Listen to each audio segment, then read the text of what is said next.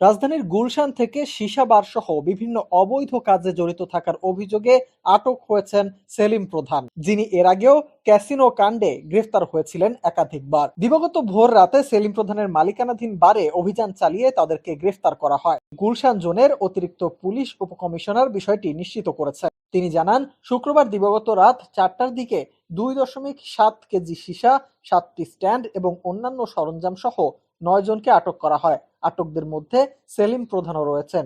বারিধারার 12 নম্বর রোডে Nexus cafe নামে সীসার ব্যবসা পরিচালনা করছিলেন তিনি। এর আগে 2019 সালে সেলিম প্রধানের একাধিক বাসায় অভিযান চালিয়ে বিপুল পরিমাণ বিদেশি মদ, ক্যাসিনো খেলার সরঞ্জাম, সীসা ও অবৈধভাবে সংগ্রহ করা হরিণের চামড়া উদ্ধার করে র্যাব। এই ঘটনায় তার বিরুদ্ধে মানি লন্ডারিং সহ একাধিক মামলা হয়। এই মামলায় দীর্ঘদিন জেলে থাকার পর জামিনে মুক্তি পান তিনি।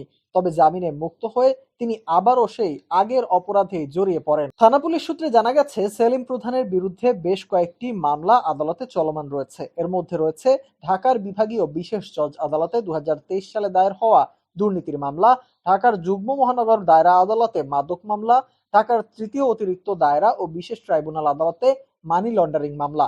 এছাড়া রূপগঞ্জ থানায় 2024 সালে দায়ের করা চাঁদাবাজির মামলা এবং চলতি বছরের মার্চ মাসে ভাঙচুর ও লুটপাটের মামলাও বিচারাধীন রয়েছে। সূত্র আরো জানায়, রাজধানীর বিভিন্ন স্পা ও বিউটি পার্লারে ভিআইপিদের আসা যাওয়ার সুবাদে সেখানে নারীদের সরবরাহ করতেন সেলিম প্রধান।